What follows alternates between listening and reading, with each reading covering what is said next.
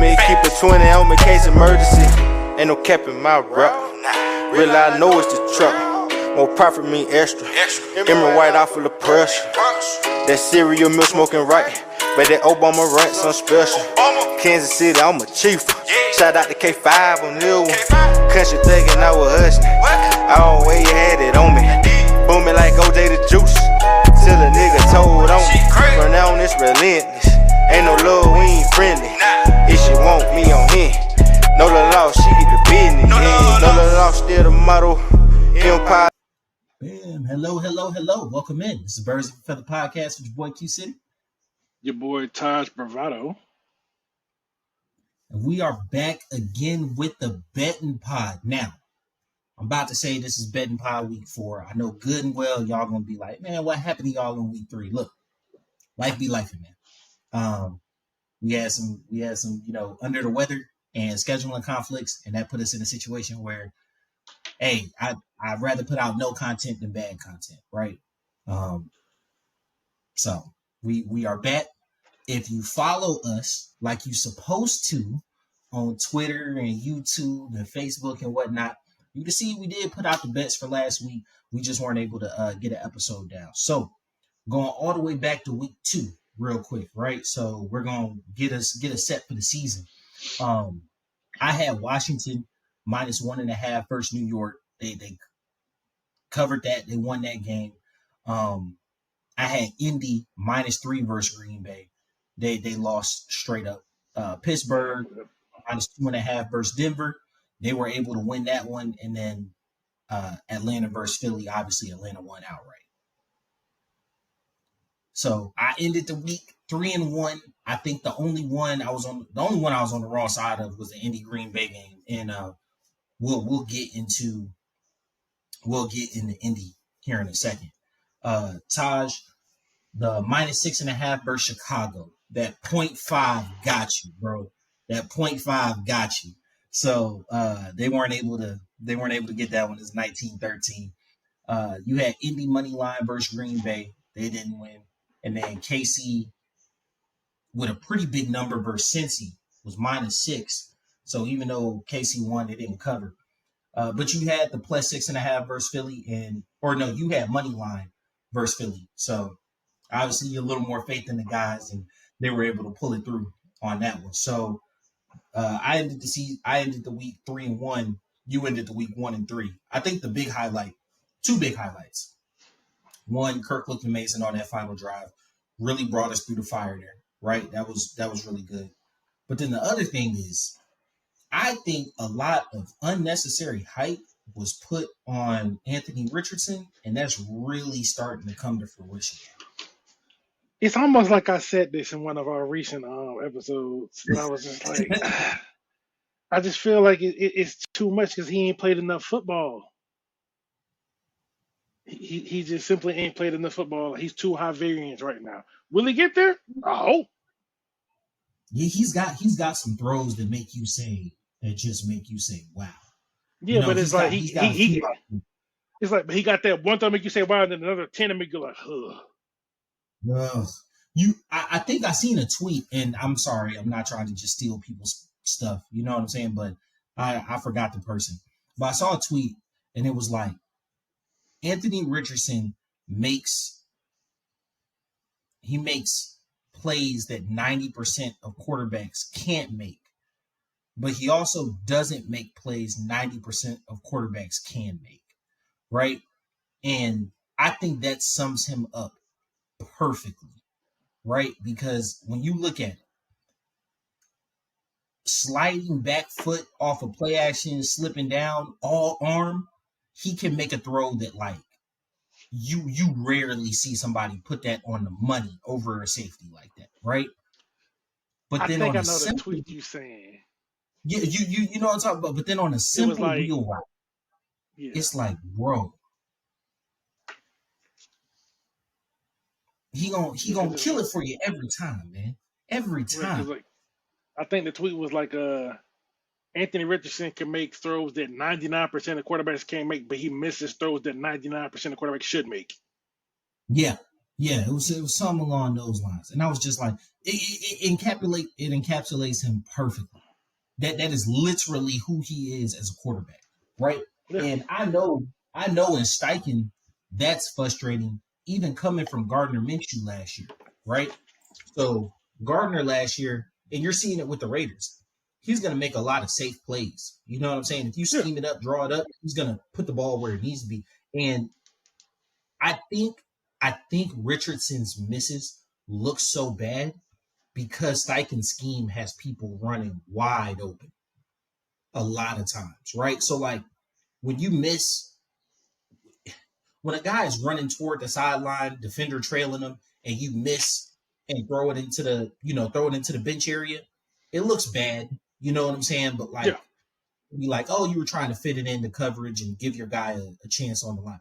When you miss and no one's within 5 yards of him, and you miss it short or long because you don't kind of gauge it, uh, it looks like it looks worse. You know what I'm saying? Not they were It both does. misses. You know what I'm saying? Yeah, it But definitely looks worse. But I think one thing that's gonna happen, he has to fall in love with the routine, like fall in love mhm. with the boring stuff. When he can hit them, the check downs with the same excitement as he hit the deep throw, he'll be all right. This is a process. That's all. I agree. So Process breeds results. moving on to the props from the Eagles game. Um, I had Bijan anytime TD, Kirk over 250 passing yards, Hurts with at least 2 touchdowns, Pitts over 40 receptions, and London over 57 yards receiving. The reason I set them all just like that is because none of that shit happened. None, all 0 for 5. I went straight 0 on my props in week 2. So yeah, it was a terrible start to the prop. Uh, pretty down in the hole. And I was feeling good game wise because I was 3-1, and I came fully prepared to talk crap. To Taj being 1-3, but then like I went 0-5 on the props, and this man went 3-1 on the props. So like Taj, you had Bijan 97.5 total yards. You took the over on that. He was at 116. You got Kirk at 226.5 for the passing yards, and he was over that. You had an AJ Brown one for 78 yards, but that he was a late scratch, so they just voided that bet. Pitts over 38.5. That's the one that you didn't get. And then London 7.5 targets. He had 8 targets on the dot. So yeah, really good week for you, going 3-1 there. Had to I rebound was gonna somewhere. yeah, I was gonna give you credit for the voided bet, but if they ain't gonna give you credit, I ain't gonna give you credit. Goddamn, biggest hater. So you was 3-1 last week. So a pretty good start off to your prop bets. Going into last week, week 3. I know Taj, you weren't able to get yours in, but we back at it again this week. For me, I posted it on Twitter. You know what I'm saying? So it's not just like I'm making it up after the fact. Posted on Twitter for the game. I had Eagles money line, Bucks money line, Minnesota -5, Carolina +5, Miami +4, and the Falcons +3. Now, the Eagles, Minnesota won and covered, and then Carolina definitely covered that 5.5. The Bucks money line, they just got straight up manhandled by the Broncos, and I did not see that That one was coming at all. unexpected. That was Yeah, unexpected. completely, right? So I ended up being 500 because the Falcons lost by 5, and tune into the pod this week to hear our full breakdown. Obviously, join the live. I know we said YouTube. We do not have enough subscribers yet. So if you're listening to this, slide over to BOAF Media, subscribe to the YouTube page. We got to get at least 100 subscribers before we can go live. But as of right now, our after game lives are on Instagram. Same name, BOAF Media. Follow us. Tune in for the live after games. But then Miami +4. Miami just they looked pathetic. They didn't have a quarterback. They signed Tyler Huntley, which might change a little for him, but that was just it was a 3-3 week, but the 3 games I lost really made me feel like, what are we doing? Because I didn't see that. I didn't see that Bucks game at all. I'm not gonna lie to you. Like, and you know I'm heavy on the Bo Nick slander. So like I did not see in any world him too. going. So Yeah, he took over that game. And hell, the Broncos defense might just be legit. Well, I mean, they had the pieces. I think what happened, what was it, 2 years ago when they gave up all them points, or last year? Was it last year when they gave up that egregious amount of points to the Dolphins? The 70, yeah, that was last year. Yeah, I think that was last year. Yeah, it was last year because Sean Payton did all that talk. But I think like people forget, like, they got pieces over there. They got the best corner in the NFL, I believe, and then you got some pieces over there. Yeah. Yeah. I love Sauce. Don't get me wrong. I love Sauce. I think McDuffie is a monster. I think McDuffie is one of them ones.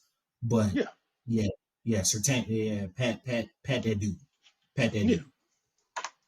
Full package. Going over to my props for last week. I had Mahomes under 268.5. I thought that number was crazy considering how well our defense had played through 2 games. That cashed. Kirk over 232. This former president threw for 232. I mean, he threw for 230, and I needed him over 232. High key upset about that one. Slander. They slandered you a little bit. Yeah, swear. Bijan 75.5 all purpose. He was at like 50 something, so he didn't catch that. But London went over 60.5. Yeah, London went over 6.5, and then Pitts went over 40.5. He really went over it on one play with that super long reception. We need more of that. Yeah, really, really good down the field. Right? I was so excited to actually see him really being used like that. And one of the things that I absolutely loved, and not to get too deep into our Falcons talk about it, definitely try to keep this generalized, but one of the things they brought out in the broadcast was the fact that they have him in line much, much more, right? Important address information. All right, we'll get that later. We had him in line, and they literally pointed it out. When you have him in line, you can get him matched up against linebackers and safeties, and that's when he does his most damage. What were me and you consistently arguing about last year? What did you brought it out so many times last year. We weren't arguing about it. We were in agreement. But like, it was one of the things that frustrated so much about Arthur Smith's offense last year. You damn near just turned him into a big slot receiver and kept him like away from the line where he could get his favorable matchups.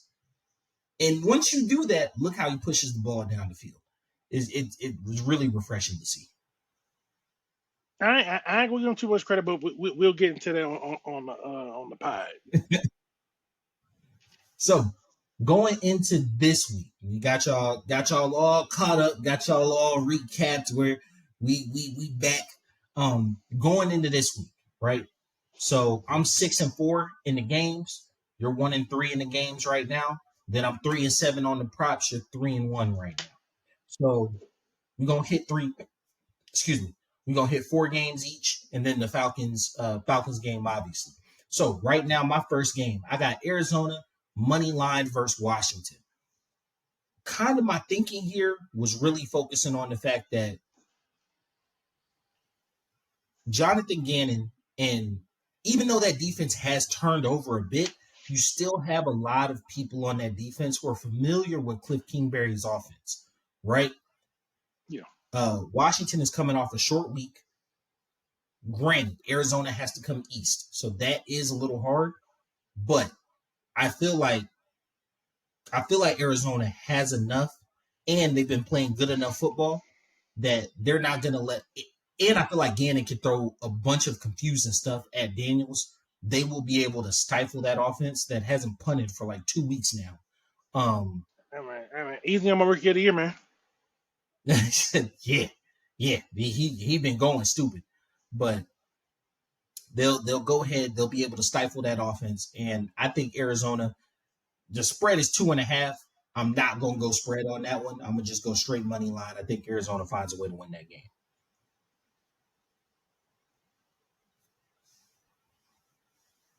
That's reasonable. Now, your first game, you got Pats with crazy. You got them covering 10.5 versus San Francisco. That's a ridiculous line, bro. Like, Yeah, especially this early in the season, I don't think the Pats have looked that bad, or San they Francisco has haven't. looked that good. Because the thing is, with San Francisco, you ain't got CMC, you ain't got Debo. I think Kittle hurt too. Like they went crazy with So Juwan Jennings last game. You know what I'm saying? Like that yeah, was I don't I don't get the line. I don't get the line. And the pass defense has looked good this year. yeah. So yeah. I'm not gonna lie to you. I think that's an easy cash because 10 and 11 point. That's a huge spread. That's a huge spread there. Your second game is truly just a leap of faith. You got Tennessee money line in Miami, and I get it. Miami don't look bad, but man, hey, Picasso over there, he is painting masterpieces. Because I thought no one could beat Mariota throwing from his back, but this man 3 weeks in a row, they gave you something. They gave you something to frame, Doug. I have a hard time. Yeah. It, at first, it was the Home Alone. The second was the underhand joint, and then this week you getting sat on. Like it's all bad. It's all bad. But you got Meme Levis. And I think that says more about Miami than it says about Levis, to be honest. Yeah. I think Skyler is out with that rib injury. So like you'll either be starting Huntley or they had another person. Not Tim Boyle. Huntley or Boyle. I think that'll be it'll be a real run heavy offense. I think Tennessee, that does kind of play into Tennessee's hand there. But I don't know. I don't trust Levis. If it's close, I think if Tennessee's winning the game, they got to blow him out. They got to blow him out by a lot. Like, because I feel like if it's close, he's going to make a mistake. He's shown himself good. That is reasonable. Yeah. That's reasonable. My second game, and that also had a 2.5 spread. My second game had a 2.5 spread. Baltimore money line Buffalo. I didn't feel comfortable enough to do the spread on this one. I just think Baltimore finds a way to win that game. They're 1-2 right now. Buffalo is 3-0.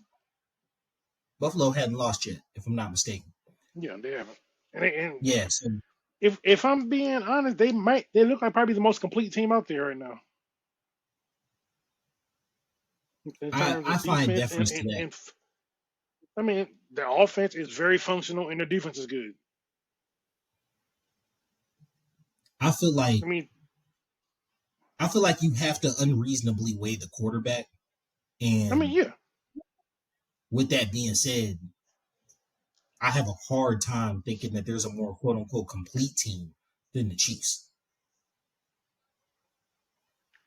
Like even just because they're not super explosive on offense doesn't mean that they don't have a functional offense, like an elite defense. The thing is right now the Chiefs defense is rated like in like the bottom half of the league right now. Which is crazy. You don't see that when they play. Is the crazy part. You do not see that when they play. I mean, this is what I'm going to say about that game without getting too much in that, but injury saved them. So injuries in the rest saved them a lot. But yeah. Um, but yeah, I think Baltimore. I don't feel comfortable with Baltimore with a lead. I think we discussed this a bit on the live, but just to kind of flesh it out here for y'all that didn't hear it. Um, One of the things that I felt like broke our team, the Falcons, was that 2017 Super Bowl loss, right? And keeping a lot of those guys around put us in a position to where no lead ever like felt safe. Like the psyche of the team was broken, right? And I'm not sure when it was when Travis Kelce like made Justin Tucker move for the field goal and now he can't hit him. I'm not sure if it was losing Lamar maybe could have came back, didn't come back, and then Tyler Huntley lost that playoff game. I'm not sure when it happened, but the Ravens cannot hold a lead. And that's a dangerous place to be as a team with like Super Bowl aspirations. And we went through it multiple years with the Falcons, right? Like we all seen the screenshots where it's like Falcons are Todd Gurley didn't want to score a touchdown. You know what I'm saying? Because Atlanta couldn't hold a lead, man. And I feel like Baltimore is creeping into that territory. I still give them benefit of the doubt because Lamar's a two-time MVP. I feel like their defense, and I might just be operating on reputation, but I still feel like their defense is pretty good. But like, man, that is worrisome to me. How often they give up a lead is kind of worrisome to me. I mean, we'll see. The jury's still out. Still a lot of football. We still don't totally know who these teams are just yet. We're getting flashes, but we still don't got the whole picture yet. And I just think they really, really need this game. They can't fall to 1-3 and expect to, Baltimore's usually a 1 or 2 seed, and I don't think you can expect that this year. Hell, Pittsburgh's 3-0 in division. You know what I'm saying? And everybody came in this year thinking, oh, it's Baltimore or Cincy for the division. And Pittsburgh was like, hey, hold on now. So you got Pittsburgh at 3-0 and then 3-1-2 teams. So Baltimore really needs to win to keep pace. So I got them right there. My third game, I got Jacksonville plus 6.5 versus Houston. I think that people are kind of underrating the Jags. And I know they look terrible versus Buffalo, but I think that was just like an avalanche. It started out bad and then it got worse. That's a throw the game away. That's a throw the tape away type of game. Side note, complete side note. I know nobody cares about my fantasy team. Travis Etienne, thank you for that BS 14-yard run late in the game, right? I made a dude crash out at work because I won by 0.12 points specifically because of that. Yeah, it was a 106.58 to like 106.46, something like that, bro. I won specifically because of that run. That was crazy. Yeah. So appreciate you, ETN. But I think that's a throw a keep away game. Like I don't see anything coming from that game. Fresh start. It's a division opponent. Jacksonville's 0-3, but Houston's 2-1. Houston's 2-1, right? Yeah, Houston's 2-1, but they haven't looked good.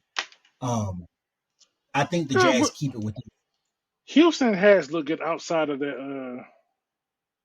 that Vikings game because like that boy Brian Flores is cooking up some shit, boy. Good God. I don't think they looked great against Chicago. I didn't say great. I said good. Because you got to factor in Chicago still has a good defense, despite the fact that Caleb Williams was doing everything he can to lose them the game. They still got a good defense. I get you there. For me, it didn't look great. But you're right. It was just decent. But yeah, and what did I tell you about Flores with the Shanahan disciples, bro? Flores got the number on those guys. And you see it. Flores stepped this shit. He stepped up this year because Stroud looked generally confused. He was like, "Wait, what?" Because like they've been showing it on the clips on. I've been seeing clips about it on Twitter how he's giving these guys cover 0 looks and then it drops into a cover 2. You're like, "Wait, what?" Yeah. When I tell you he has that Shanahan offense, especially when you turn your back to the defense, is built off pre-snap looks, and you already have the answers to the test. You just have to physically make the throw. And when he perfectly describes coverage like that and changes it on the back end, you hold the ball, right? And we saw it Yeah. with Purdy, and then we saw it with Stroud. He has a beat on that Shanahan offense, and I think it's because he's seen it enough. We talked about like the derivative of a derivative offense. I am genuinely scared of the Vikings in a playoff setting, right? No, Genuinely scared. because I was telling all of my friends that the Vikings are scary. I mean, low key, they might be in that conversation for most complete teams because the offense is looking good and the defense is dominant.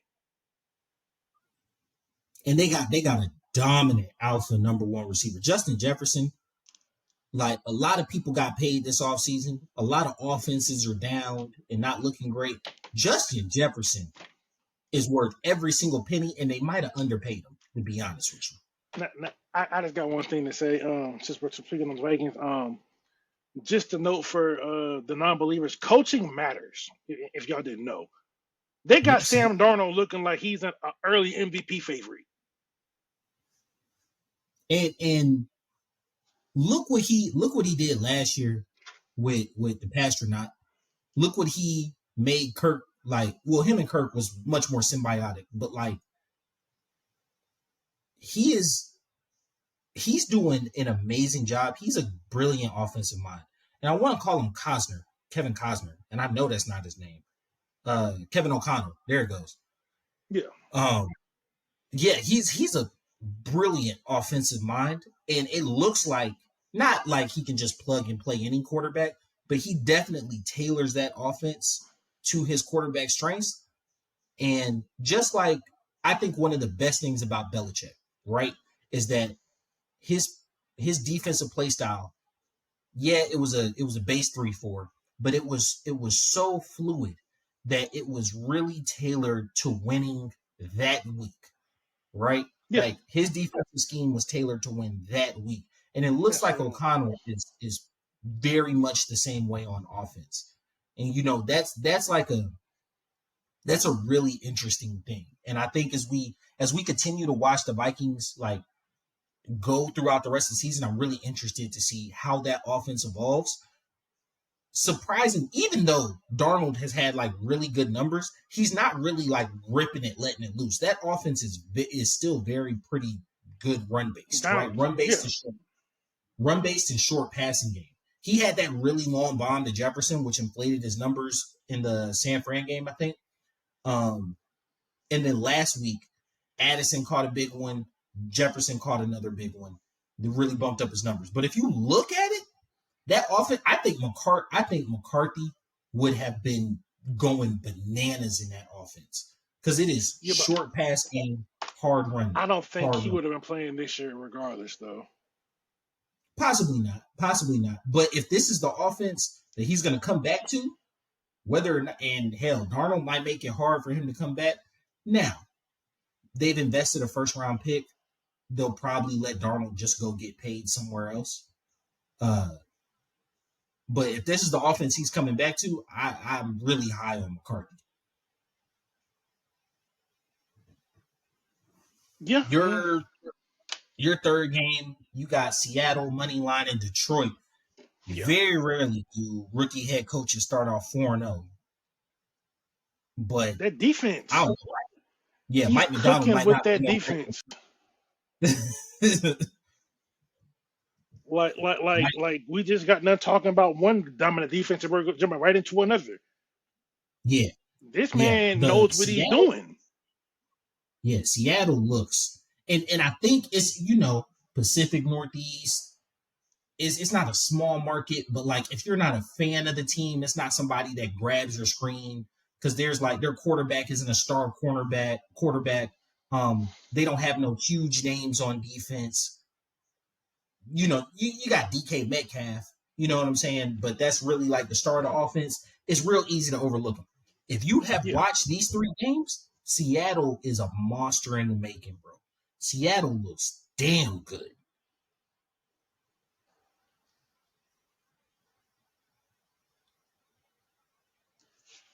Yep. Yeah, I mean, I ain't got nothing to say about it because the defense legit. That defense is legit. Offense look like they're doing enough. But the defense legit. Then our fourth game, we're on opposite sides on. So I got Cleveland in once again 2.5 spread. I got Cleveland money line Vegas. You got Vegas money line Cleveland. For me, I no longer believe in Deshaun Watson. Let's get that out the way. I'm not saying that Deshaun Watson is no longer in my mind a viable NFL quarterback. Like, See, we have most players. See, the thing is, most players leave it all out on the field. He left it all out on the massage table and just never got it back. I swear. And then he just got, and then, like, we ain't trying to get too far off or, like political or, and, it is an allegation, but just like another case coming up, bro. This one even more egregious. You know what I'm saying? And it's like, at what point? And I get sunk cost fallacy and all this and that. You know what I'm saying? You paid that man a lot of money. You saw how that offense moved with Joe Flacco. Kevin Stefanski has made, outside of the year Baker was hurt and came back early, every quarterback other than Deshaun looked good. Right? Like, at what point do y'all as an organization just understand that, like, bro, it ain't it. It ain't it. The juice ain't worth the squeeze. And I'm saying this as somebody who picked Cleveland. I picked Cleveland because of everything else around Cleveland. Amari Cooper, if Deshaun can just throw it in his direction, has been making hella plays, right? Amari Cooper's good. They have no running game right now, which is crazy for Cleveland. But their defense, Cleveland's defense is still, don't let that Dallas game fool you, right? Dallas dealt with a bunch of short fields. They had a punt return touchdown. That defense in the Dallas game, I forget how many points they scored, but that defense, I think, only allowed 17 points, 15 or 17, something like that. They held them to a good amount of field goals, and they allowed one touchdown.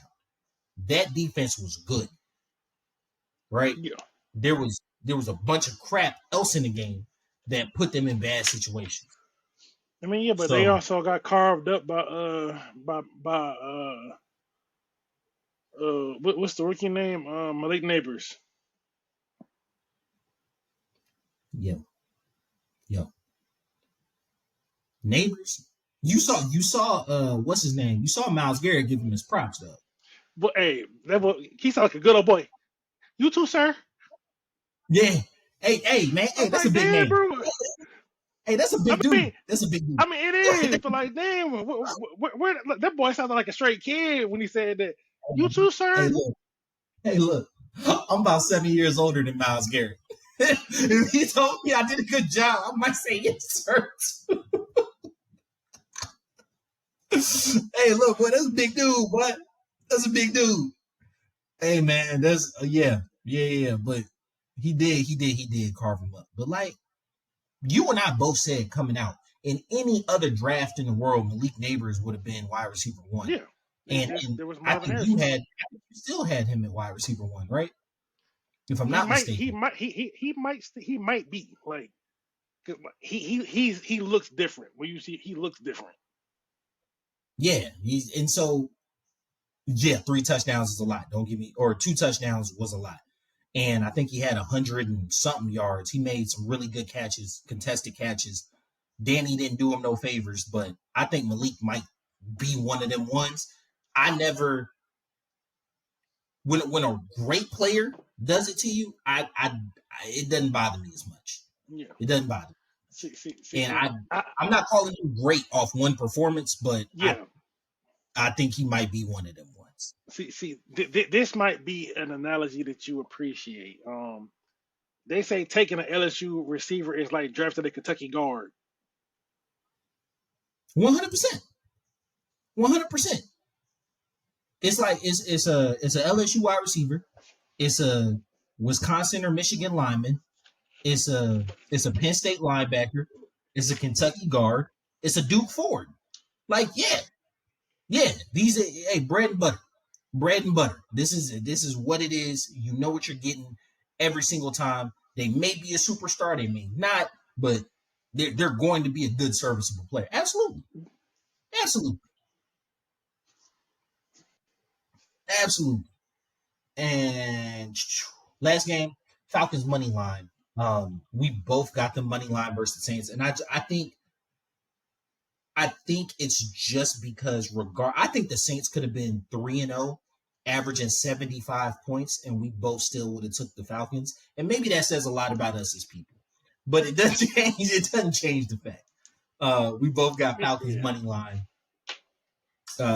They absolutely need this game. Ain't changing a thing. Yeah, not at all. We need them to keep pacing the division. But once again, what is up with the lines this week? So out of the, 1, 2, 3, 4, out of the 5 games we betted on, 4 of them had 2.5 spreads. And I think it's just like a lot of it has to do with offenses down around the league and stuff. But like, dang, bro, like it made it almost impossible to get like real value out of the games. Yeah, it's just like it's not that 2.5 just ain't worth it for me. I'm just taking money line. Yeah, that's what I gotta do. Like, I might parlay 2 or 3 of them just to get some value add, but like, because for the novice gamblers, playing the spreads allows you to kind of back end a bit, and when you parlay the spreads, the odds double up. Oh boy, I think I sent you that one, that diabolical spread that was like, yeah, bro. I probably need to do a better job of posting those on Twitter and whatnot, but it was a $1 bet, and it cashed out to $14,000. That parlay was disgusting. You understand me? That parlay was nasty. There were WNBA games in there. It was a bunch of like rushing touchdowns, first time, anytime score. It was crazy. But it was a free bet. So I was like, hey, if it hit. It was alive. No, the Sky lost. When the Sky lost, it threw it up for me. Also, side note, we'll discuss that in the Atlanta pod. So going to props. Once again, 3-7, 3-1. Just running through them real quick. I had Carr at 221 passing. I got him for the under. You got him in at 225, but you got the under as well. Both of us took a line on Kirk. You got him for 20.5 completions. You got the over on that one, and I got him for under 32.5 pass attempts. Right, so like Kirk usually does have a pretty high percentage. I do think that we're going to throw the ball. I don't think we're going to throw it that much, and like 21 completions would be really good. So like 21 of 30, 21 of 29. That's a really good game. I mean, yeah, because if you want to back that to the past 2 games, Hubert's exactly 20 and 29. Yeah. So I think 32.5 is a really good line there. So I'm going under. Both got a line on Bijan. I took his rushing yards, 72.5. I took the over on that. You took his total yards, 107.5. So both expecting a big game out of Bijan. Slick. Side note, bro, like, yeah, he had 50 yards last game. I feel like the Chiefs defense is elite, regardless of what the numbers say. I feel like the Chiefs defense is elite. Bijan has had a really good start to the season. For sure. Really excited to see what this looks like further in the season. But really good start. Rounding up for you, you have Pitts at 39.5. You took the over on that. 34.5, my fault. Yeah, took the over on that. Yeah. I got Mooney at 39.5. I'm sorry. Yeah, I got Mooney at 39.5. You got Pitts at 34.5. So both expecting decent receiving days out of them. And then London, two games with 2 TDs in a row. So I got London as an anytime TD this game. It's a bit hopeful. And then you have Algier as an anytime TD. Which, when we get into the red zone, we probably need to make more of a habit of using him. So, you guys, happy betting. Be safe. Don't bet anything that you can't afford to lose. Have fun with it. Please always tune into the betting pod. Follow us on YouTube, BOAF Media, Spotify, Apple, Birds of a Feather Podcast, and Twitter and Instagram, BOAF Media as well. Side note. I saw a tweet, bro. And it was after Woj quit. And it was like, next person to get Woj's job. And it was like Shams, Windhorse, and they had odds next to it. And the dude replied to it, and he was like, if you betting on who's the next nigga to get the job, go ahead and call the hotline. And I'm not going to lie to you, yes. Yes. If you that deep in the trenches, go ahead and call the hotline. Go ahead. Hey, delete it from your phone. Yeah, because it ain't that deep. delete it from your phone. You feel me? Don't even do fantasy football, bro. Like, you too deep in the trenches. Call the hotline. Way too deep.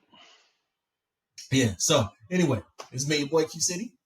Your boy Taj Bravado. We out. Peace. El Chapo, looking like I hit the lotto. I want a hottie like mulatto. I'm on here and she on Moscato. I'm in them good till tomorrow. I'm a robber for the Neros. Yo, little laws, I'ma put you on payroll. You smell that aroma? Design the air, it's a party, yeah. Papa Corona, she moving the body, she working them heels. Gotta go get it mentality. Grocery bag full of celery. Only believe half what you telling me. Keep a 20 on me, case emergency. I wake up early every morning. Thank the Lord and get the bag. Hustle hard, get the cash. Stack first, then I'm showing my ass. Gotta go get it mentality. Grocery bag full of celery. Only believe half what you telling me. Keep a 20 on me, case emergency. My babies, that's who I grind for. That's who I do it for. Like the Navy, that's who I'm toting that iron for. Keep one in the head like a thought, nigga. Yeah, I fuck with Ty, he a boss, nigga. Foot on that neck, I exhaust, nigga. Niggas cross me, so I cross, nigga. No stripper was lit last night. 500, what it cost, nigga. Shit was really legit last night. Had them hoes at the house, nigga. Instagram, Snapchat, Triller. What they say about Jay, he a go-getter. Used to have them fat sacks in the grove, nigga. Late nights, early morning, my dough, nigga. You smell that aroma? Design the air, it's a party, yeah. Papa Corona, she moving the body, she working them heels. Gotta go get it mentality. Grocery bag full of celery. Only believe half what you telling me. Keep a 20